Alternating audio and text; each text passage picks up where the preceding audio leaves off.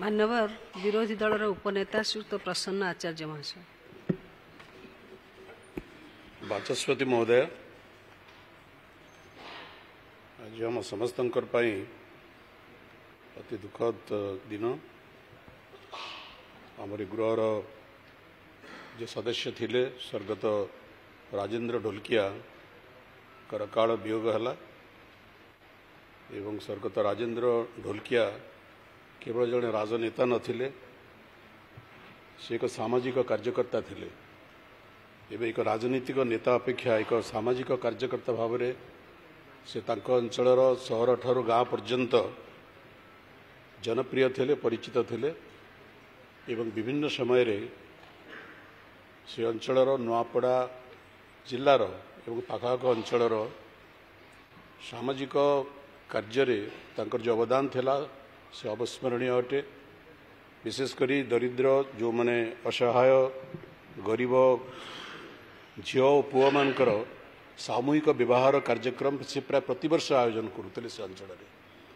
या व्यतीत जोटी घर पड़ा, जोटी अन्य प्राकृतिक दुर्योग है, प्रथम सहायता राजेंद्र ढोलकिया पहुँचुला।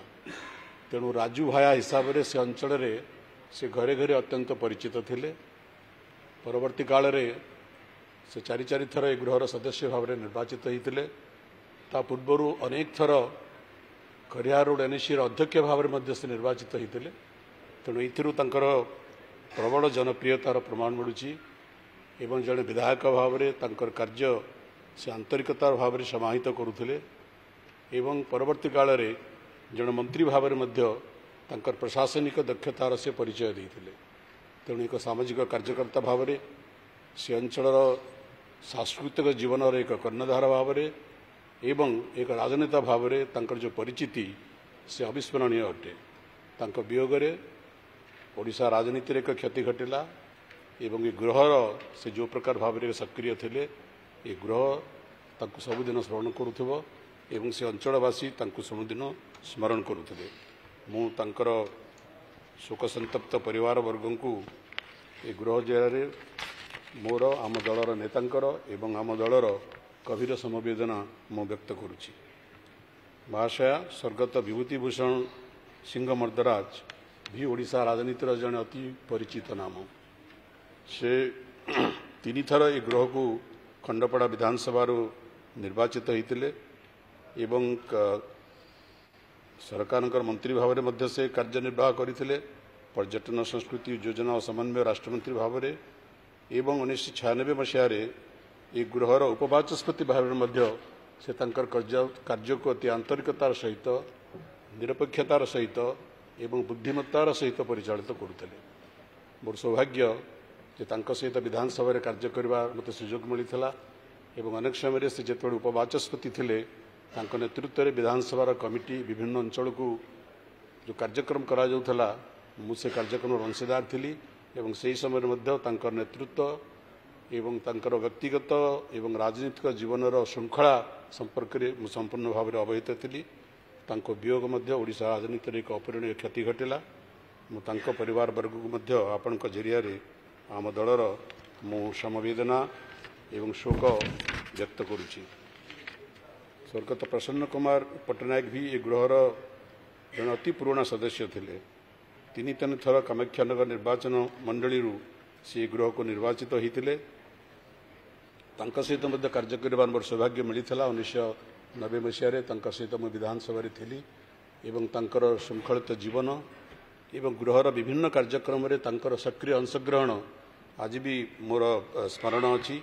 से गृहर गोटे अति परिचित श्रृंखलित सदस्य थे एवं गृहर अनेक कार्यक्रम रे जो कंट्रीब्यूशन थिला से गृहर कार्य गृह रेकर्ड रे इतिहास रे लिपिबद्ध होकर रही।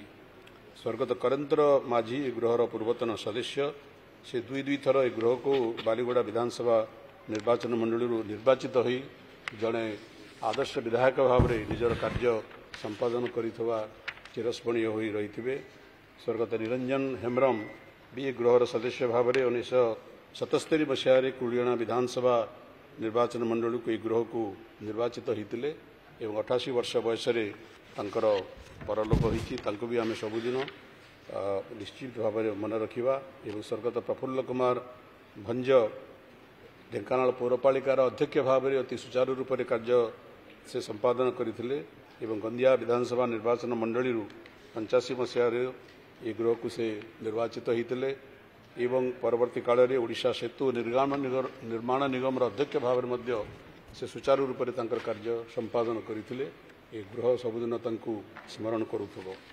स्वर्गत मोहम्मद रफीक जे कि तदानीतन मेलछामुंडा निर्वाचन मंडली निर्वाचित होते 2004 मसीह गृह में संपूर्ण कार्यकाल से साधन करें जदिओ से माइनॉरिटी कम्युनिटी आसुले मो व्यक्तिगत भाव में अति घनिष्ठ भाव में जानी से सबु संप्रदायर अति प्रिय नेता थिले एवं समस्त सहित से अंचल जो मेलन एवं जो सामाजिक और सांस्कृतिक संपर्क से चिरस्मरणीय अटे।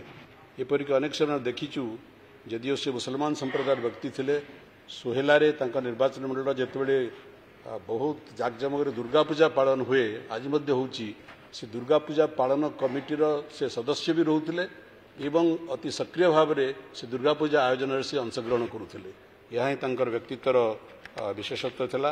मुझे परिवारजन को मोर गभीर समवेदना आम दलर गभीर समवेदना व्यक्त करुच्ची एवं स्वर्गत लोकनाथ सबर जे पूर्वतन ओएफपी ओडिशा पुलिस रे कार्य करुले से देशपाई जातिपाई शहीद हेले ये जाति एवं अंचल चिरदिन स्मरण कर रखिथिबो। सेहीपरि स्वर्गत लक्ष्मण माझी जे पूर्वतन कनेस्टेबल द्वितीय आईआर बाटालियन थिले रायगढ़ में पोस्टिंग होता से देश और जाति निज जीवन को उत्सर्ग करिसेंती आम गभीर श्रद्धांजलि अर्पण करुच्ची आम दल तरफ आम नेता तरफ एवं आपण जरिया एवं गृह जरिया समस्त स्वर्गत व्यक्तित्व मानकर परिवार वर्ग को आम दलर समवेदना व्यक्त करने मुझे आपको अनुरोध करुच्ची। धन्यवाद।